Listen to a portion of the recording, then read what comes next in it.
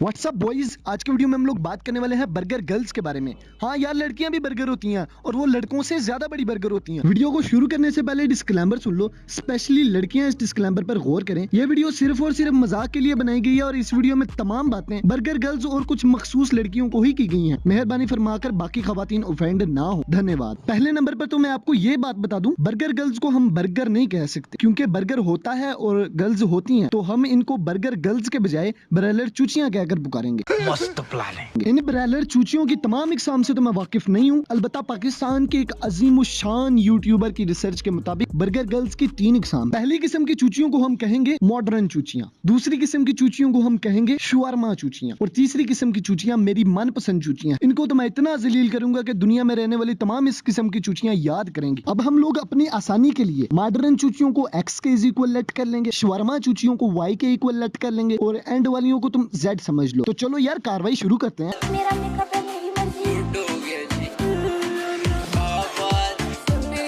ये वो चूचियां हैं जो कि ग्रेजुएट हो चुकी होती हैं, मगर उम्र इनकी 15 साल ही होती है। पता नहीं है माँ के पेट से ही मैट्रिक याफ्ता पैदा होती हैं कि 15 साल की होने तक ये ग्रेजुएट भी हो चुकी होती हैं। मुझे इनकी लड़कों से भी बढ़ चुकी होती हैं, मगर उम्र नहीं बढ़ती। ये वो लड़कियां होती हैं जो कि अपनी एटीट्यूड के हवस में किसी भी लड़के की लाइन को पिक नहीं करती और नतीजतन ये लड़कियां सिंगल ही रह जाती हैं। 4-5 तकिए रात को इनको सोने में मदद करते हैं और सुबह उठते हैं इन्होंने सबसे पहले अपने मोबाइल में इंस्टाग्राम की स्टोरी के ऊपर व्यूज चेक करने होते हैं। सुबह सुबह इंस्टाग्राम की स्टोरीज के व्यूज चेक करने में ही आधा घंटा लगा देती हैं, क्योंकि मोबाइल बहुत लैग हो रहा होता है। वो इसलिए कि ये आधी रात तक अपने सेलिब्रिटी क्रश की तस्वीरों को जूम जूम करके देखती रहती हैं। क्योंकि बंदा तो इनका कोई होता नहीं है, तो इन्होंने इर्तुल गाजी और अहद रजा मीर जैसे लोगों को ही अपने ख्वाबों का राजकुमार बनाया होता है और फिर उसी मोबाइल को इन्होंने चार्जिंग पे लगा के सो जाना होता है कि सुबह तक इसकी बैटरी सो जाएगी। मगर इनके बेदान होने तक उसकी बैटरी 100 के बजाय 1000 से भी तजावुज कर चुकी होती है। ये वो ब्रैलर चूचियां होती हैं जो मुंह पे सूरज की रोशनी पड़ने की वजह से बेदार नहीं होती, बल्कि इनका मोबाइल ही चार्ज हो के इतना ज्यादा गर्म हो चुका होता है कि जून जुलाई की गर्मी फराम कर रहा होता है। और ये चूचियां सुबह उठ के अपना अंडा भी मोबाइल से आने वाली हीट के ऊपर ही फ्राई करके खाती हैं। इन ब्रैलर चूचियों ने किसी लड़के को तो मुंह लगाना होता नहीं है, लेकिन फिर भी हर रोज यूनिवर्सिटी जाने से पहले अपने मुंह के ऊपर 1700 का मेकअप थोप के जाती हैं। इनके मुंह के ऊपर मेकअप की तह 3 सेंटीमीटर तक लंबी हो चुकी होती है,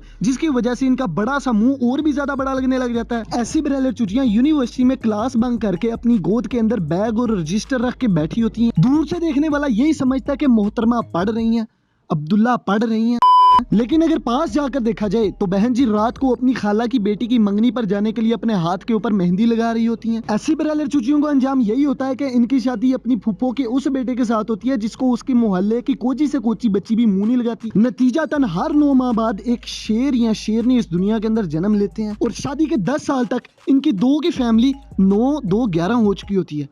9-2-11 मेरा मेकअप है मेरी मर्जी। चूचियों ने हद से ज्यादा सीधे होने की एक्टिंग करने में पीएचडी की होती है। यूनिवर्सिटी में सभी लड़कों को अपने मातहत किया होता है। इनकी ज्यादातर फैन फॉलोइंग लड़कों में ही होती है। अब ऐसा नहीं है कि ये अपनी अदाओं से लड़कों को अपने काबू में करती हैं, नहीं, ये उन लड़कों को फ्रेंड्स बनाती हैं जिन्होंने आज तक किसी लड़की को करीब से नहीं देखा होता। अब ऐसा नहीं है कि वो 4-5 लड़के इसके बॉयफ्रेंड होते हैं, उनमें से एक लड़का इसका भाई होता है और एक लड़का इसका भाई होता है और एक लड़का इसका भाई होता है और एक लड़का इसका भाई होता है। समझ रहे हो ना मैं क्या कह रहा हूँ? अपनी बहन से बेलौस मोहब्बत करने वाले वो लोंडे उस चूची का सारा खर्चा बर्दाश्त कर रहे होते हैं। एक यूनी वाला भाई उनके ब्रेकफास्ट का बंदोबस्त करता है, दूसरा लंच का बंदोबस्त करता है, तीसरा इजी लोड वगैरह का ख्याल रखता है और चौथा जो कि खुद गरीब घराने से ताल्लुक रखता है वो इनकी असाइनमेंट्स को पूरी कर रहा होता है। इसी वजह से पाकिस्तान के एक अजीम यूट्यूबर ने इनका नाम शुअरमा चूचियां रखा है, क्योंकि बेचारे लड़कों को लूटने के अलावा इनका कोई काम ही नहीं होता। ये वाली ब्रैलर चूचियां बहुत ही ज्यादा खतरनाक चूचियां होती हैं। सारे लोंडों से खाने पीने के बाद जब इसको कोई स्विक वाला मिल जाता है तो सारों के एहसानात को भुला कर ये स्विक वाले से शादी कर लेती है। लोंडो मेरी बात पल्ले बांध लो, अगर यूनी में किसी लड़की ने तुम्हें अपना भाई बनाने की कोशिश की ना तो तूने उसको एक ही जवाब देना है कि मैं अपने अब्बू के ऊपर पूरा यकीन करता हूँ, मेरी बहनें वही हैं जो मेरे घर के अंदर मौजूद है, तू पहली फुर्सत में निकल यहाँ से। अगर बर वक्त ऐसा ना किया तो बहुत ही ज्यादा पछताना पड़ सकता है तुम लोगों को। असाइनमेंट लिख लिख के हाथ टूट जाएंगे तुम्हारे, मगर वो तुम्हें भैया भैया कहने से बाज नहीं आएगी। ऐसी लड़कियों का हाल दिलरुबा वाली सनम जैसा ही होता है, ये बात समझ लो तुम लोग। एंड फाइनली अब बारी आ जाती है मेरी मनपसंद और सबसे खतरनाक चूचियों की, जिनकी कैटेगरी का नाम है बीमार बतख AKA Z। मेरा मेकअप है मेरी मर्जी।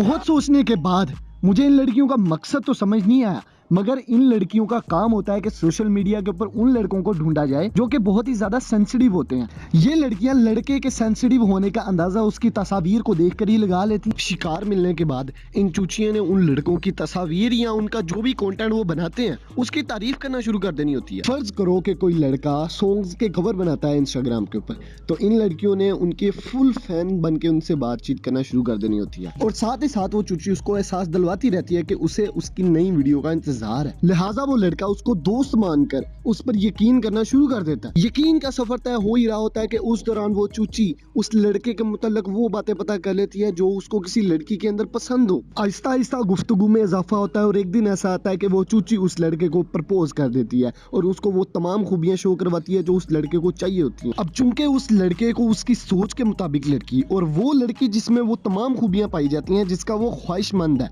मिल रही होती है, तो वो लड़का उस लड़की के इश्क में पागल हो जाता है। असल में वो इश्क उस लड़की से नहीं करता बल्कि उसकी आदत, गुफ्तगू का मजाज और उसकी उन खूबियों से मोहब्बत करता है जो उस लड़की के अंदर पाई जाती हैं और वो उन चीज़ों से सालों से मोहब्बत कर रहा होता है। इसीलिए वो उस लड़की के इश्क में पागल हो जाता है क्योंकि उसको उसकी सालों की मोहब्बत मिल रही होती है। और अपने इश्क में अच्छी तरह से पागल करने के बाद वो लड़के को बोलती है कि वो बीमार है। पहले कुछ दिन तो इतनी सख्त बीमार नहीं होती लेकिन आहिस्ता आहिस्ता वही बीमारी शिद्दत पकड़ना शुरू कर देती है और वो लड़का इमोशनली ब्लैकमेल होकर उस लड़की के इश्क में मजीद पागल हो जाता है। सब कुछ ठीक चल रहा होता है कि एक दिन उस लड़की को हॉस्पिटल लेकर जाया जाता है क्योंकि उसको स्टमक में पेन हो रही होती है। अगले ही दिन उस लड़की का ऑपरेशन भी होता है और लड़के को बताया जाता है कि उसको स्टमक कैंसर है। वो लड़का जो उसकी मोहब्बत में पागल हो चुका होता है सारी रात रोता रहता है और उसकी शफायाब होने की दुआ करता है और जब सुबह उठता है तो उसको मैसेज आता है ऑपरेशन सक्सेसफुल और फिर वो खुदा का शुक्र अदा करता है। मगर अचानक मैसेज आता है कि मैं तुमको चेक कर रही थी, मेरा तो कोई ऑपरेशन था ही नहीं, तुम पागल हो, मैं तुम्हारे साथ नहीं रह सकती, ब्लॉक।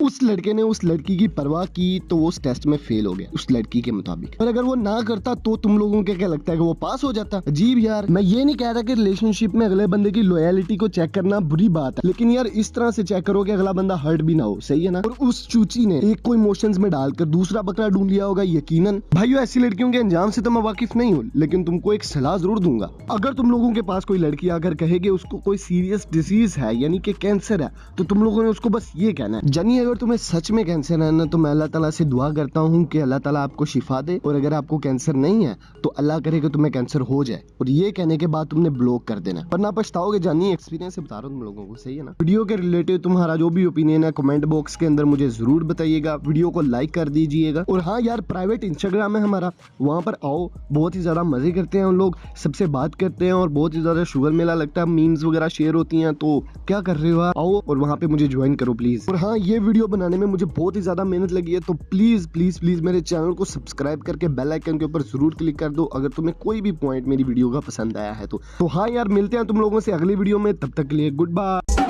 नया प्यार नई दौलत शौलत मेरे पास, दुनिया रखी मैंने लन पे, भूला सारे रिश्तेदार, जैसे टूटे हो खिलौने ख्वाब मेरे ये हजार, कहा सब वीडियो में जैसे कोई ना मेरा यार, नफरत रही खुद से मुझे बच जाना था, इसी को मैं देखी मंजिल खुद की अपने पे।